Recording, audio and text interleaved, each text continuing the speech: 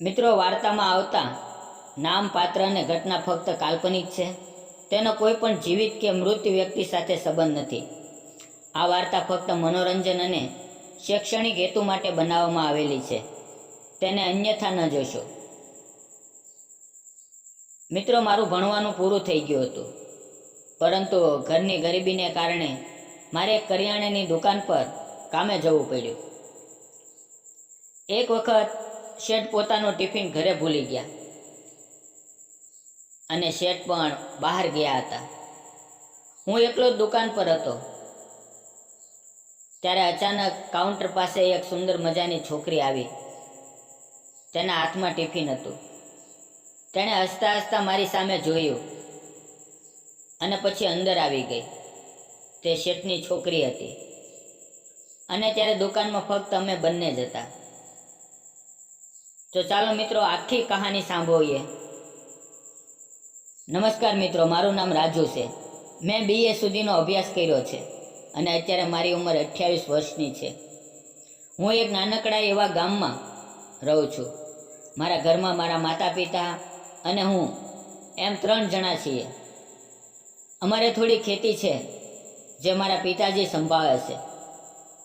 મારા ઘરની આર્થિક સ્થિતિ વધારે સારી નથી, તેથી ગામમાં જ એક કરિયાણાની દુકાનમાં હું નોકરી કરતો હતો. ત્યાં કામ કરતાં કરતાં મારી જિંદગીમાં એક એવો સમય આવ્યો જેણે બધું જ બદલી નાખ્યું. એક દિવસ શેઠ પોતાનું ટિફિન ઘરે ભૂલી ગયા. હું તેમના ઘરે ગયો. મેં જઈને ઘંટી વગાડી ત્યારે દરવાજા ઉપર એક સુંદર છોકરી ઊભી હતી. તેની ઉંમર અંદાજે લગભગ 25-26 વર્ષની હશે. તેને જોઈને હું થોડી ક્ષણ માટે ખોવાઈ ગયો. તે બોલી, "કોનું કામ છે?" ત્યારે હું ભાનમાં આવ્યો અને મેં કહ્યું, "હું ટિફિન લેવા આવ્યો છું." તેણે મને પૂછ્યું, "તમે કોણ છો?" તો મેં જવાબ આપ્યો, "હું દુકાન ઉપર કામ કરું છું." મારી વાત સાંભળીને તે હસવા લાગી અને મને અંદર બોલાવ્યો. હું સોફા ઉપર બેસી ગયો. થોડા સમય પછી તેની મમ્મી બહાર આવ્યા અને તે મને ઓળખી ગયા. મેં કહ્યું, "આંટી, શેઠનું ટિફિન ભૂલાઈ ગયું છે." ત્યારે તેની મમ્મીએ કહ્યું, "રમીલા, અંદરથી તારા પપ્પાનું ટિફિન લઈ આવ." ત્યારે મને ખબર પડી કે તે સુંદર છોકરી શેઠની છોકરી છે. તે થોડી વારમાં શેઠનું ટિફિન લઈને આવી. મેં ટિફિન લીધું અને મારી ગાડી લઈને ચાલતો થયો. પણ જતાં જતાં જ્યારે મેં પાછળ ફરીને જોયું તો રમીલા મને જોઈ રહી હતી. હું રસ્તામાં વિચારી રહ્યો હતો કે હું અહીંયા ઘણા દિવસથી કામ કરું છું, પણ મેં એને ક્યારેય કેમ નથી જોઈ. કદાચ તે બહાર ભણતી હશે કે નોકરી કરતી હશે. વિચારતા વિચારતા હું દુકાન પર પહોંચી ગયો અને પાછો કામમાં લાગી ગયો. સાંજે હું મારા ઓરડામાં સૂઈ રહ્યો હતો, પણ મને વારંવાર રમીલા દરવાજે ઊભેલી નજરે ચડતી હતી અને પછી આમ ક્યારે ઊંઘ આવી ગઈ ખબર જ ન પડી. બીજે દિવસે ફરી હું દુકાને પહોંચ્યો અને કામ કરવા લાગ્યો. શેઠ બહાર ગયા હતા. ત્યારે અચાનક દુકાનનો ફોન વાગ્યો. મેં ફોન ઉપાડ્યો તો સામેથી અવાજ આવ્યો કે, "પપ્પા, મમ્મીએ કહ્યું છે કે આવતી સમયે પનીર લઈને આવજો." મેં હસતા હસતા કહ્યું, "તમારા પપ્પા બહાર ગયા છે અને હું રમેશ બોલું છું." મારો અવાજ સાંભળીને તેણે કહ્યું, "સોરી." બસ આટલું કહીને ફોન મૂકી દીધો. તેનો અવાજ ખૂબ જ મીઠો અને મધુર હતો. જ્યારે બજારમાંથી શેઠ દુકાને પાછા આવ્યા તો મેં તેને ફોન વિશે વાત કરી. બીજે દિવસે ફરી શેઠ ઉઘરાણી કરવા માટે બહાર ગયા હતા અને આજે પણ તે ટિફિન ભૂલી ગયા હતા. પણ આજે તેની દીકરી રમીલા ટિફિન દેવા દુકાને આવી. તે કાઉન્ટર પાસે આવી અને હસતા હસતા બોલી, "પપ્પા ક્યાં છે?" મેં તેને કહ્યું, "પપ્પા બહાર ગયા છે." પછી તે અંદર આવી અને ખુરશી પર બેસી ગઈ. હું આવતા ગ્રાહકોને સામાન આપતો હતો અને તે મને જોઈ રહી હતી. તેણે પૂછ્યું, તમે કેટલું ભણ્યા છો? મેં કહ્યું, મેં BA પૂરું કર્યું છે. ત્યારે તેને થોડું આશ્ચર્ય થયું અને તેણે કહ્યું, BA કર્યા પછી પણ તમે દુકાનમાં નોકરી કરો છો? મેં હસતા હસતા જવાબ આપ્યો, ઘરની પરિસ્થિતિને કારણે આગળ અભ્યાસ ન કરી શક્યો અને મારે નોકરી કરવી પડી. મેં રમીલાને પૂછ્યું, મેં તમને પહેલાં ક્યારેય કેમ નથી જોયા? શું તમે બહાર રહેતા હતા? ત્યારે તે બોલી, હા, હું મારા અભ્યાસ માટે બહાર હતી. હવે અભ્યાસ પૂરો કરીને હું પાછી આવી ગઈ છું અને એક સારી નોકરી શોધી રહી છું. અમે બંને વાતો કરી રહ્યા હતા ત્યારે તેના પિતાજી અંદર આવ્યા. તેણે પિતાજી સાથે વાત કરી અને ટિફિન આપીને મારી સામે જોઈને હસતા હસતા ચાલી ગઈ. આ જ રીતે થોડા દિવસ પસાર થઈ ગયા. એક દિવસ શેઠ કોઈ કામ માટે શહેરમાં ગયા હતા અને ત્યારે ત્યાં તેનું એક્સિડન્ટ થઈ ગયું અને હું તરત દુકાનનું બંધ કરીને શહેરમાં પહોંચી ગયો. ડૉક્ટરે કહ્યું કે તેના પગ પર ઓપરેશન કરવું જરૂરી છે. પછી તેના પગને સર્જરી શરૂ થઈ અને મેં પણ ફોન કરીને તેના ઘરે જણાવી દીધું. મારી વાત સાંભળીને તે બંને ખૂબ ગભરાઈ ગયા અને રડવા લાગ્યા. પછી હું થોડા દિવસ શેઠની પાસે શહેરમાં રોકાઈને હોસ્પિટલમાં તેની સેવા કરતો રહ્યો. 7-8 દિવસ હોસ્પિટલમાં રહ્યા પછી અમે ઘરે આવતા રહ્યા અને પછી હું એકલો જ દુકાન ચલાવતો રહ્યો. એક દિવસ સવારે લગભગ 9 વાગ્યે રમીલા દુકાન પર આવી. મેં તેને પૂછ્યું, તમે અહીંયા કેમ આવ્યા છો? તમારે તમારા પપ્પા પાસે રહેવું જોઈએ. તો તેણે હસતા હસતા કહ્યું, મમ્મી તેની પાસે છે અને પપ્પાએ પણ મને કહ્યું છે કે થોડો સમય દુકાન પર જઈને રમેશને મદદ કર.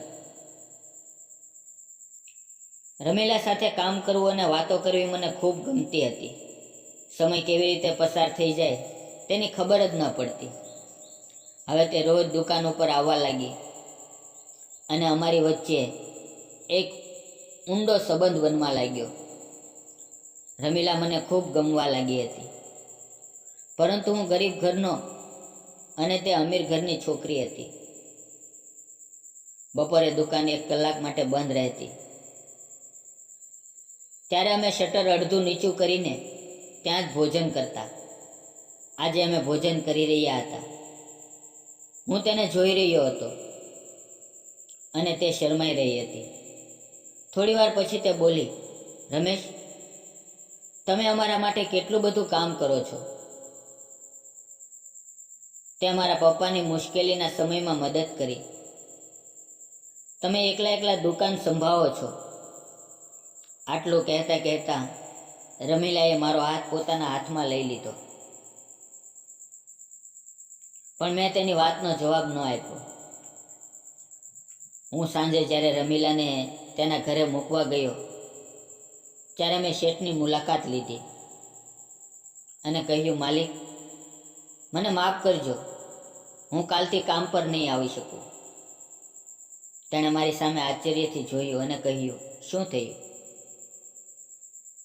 મેં કહ્યું, રમીલા સાથે રોજ દુકાન ઉપર રહીને અમારા બંને વચ્ચે પ્રેમ થઈ ગયો છે. હું તમને છેતરવા નથી માંગતો, તેથી તમે કોઈ બીજાને રાખી લો. આટલું કહીને હું સીધો ઘરે આવી ગયો. આમ 1 અઠવાડિયું વીતી ગયું. હું ઘરે જ હતો. કોઈ પણ કામમાં મન નહોતું લાગતું. મારી આંખોની સામે વારંવાર રમીલાનો ચહેરો આવતો હતો. ત્યારે અચાનક મારા ઘરની સામે એક કાર આવીને ઊભી રહી ગઈ. મેં બારીમાંથી જોયું તો તે શેઠની ગાડી હતી. શેઠ ગાડીમાંથી ઉતર્યા. તેની સાથે રમીલા અને તેની મમ્મી પણ હતી. મેં દરવાજો ખોલ્યો અને તેને બેસવાનું કહ્યું. પછી પાણી આપ્યું. મારા માતા પિતા પણ ઘરે જ હતા. મેં જાતે ચા બનાવી અને ત્રણેયને આપી. ત્યારે રમીલાના પિતાજીએ કહ્યું, રમેશ, તે જ્યારથી દુકાન ઉપર આવવાનું બંધ કર્યું છે ત્યારથી રમીલાએ ખાવાનું અને પીવાનું બંધ કરી દીધું છે. તે અમારી સાથે પણ વાત નથી કરતી. હંમેશા ઉદાસ રહે છે. મારા જીવનમાં મેં તારા જેવો ઈમાનદાર માણસ ક્યારેય નથી જોયો. જ્યારે મારી ઉપર સંકટ આવ્યું ત્યારે તું શહેર સુધી આવ્યો, મારી મદદ કરી, દિવસ રાત મારી સાથે રહ્યો અને પછી તે દુકાન પણ સંભાળી. મને ક્યારેય પણ તારા કારણે કોઈ તકલીફ નથી થઈ. તું ખૂબ જ સાચો અને સારો માણસ છે. મારી દીકરીનું જીવન બરબાદ ન થાય એ માટે તે નોકરી પણ છોડી દીધી. કહેતા કહેતા તેની આંખો ભીની થઈ ગઈ અને મારી આંખો પણ ભીની થઈ ગઈ. તેણે મને પૂછ્યું, શું તને પણ મારી દીકરી ગમે છે? મેં હામાં માથું હલાવ્યું.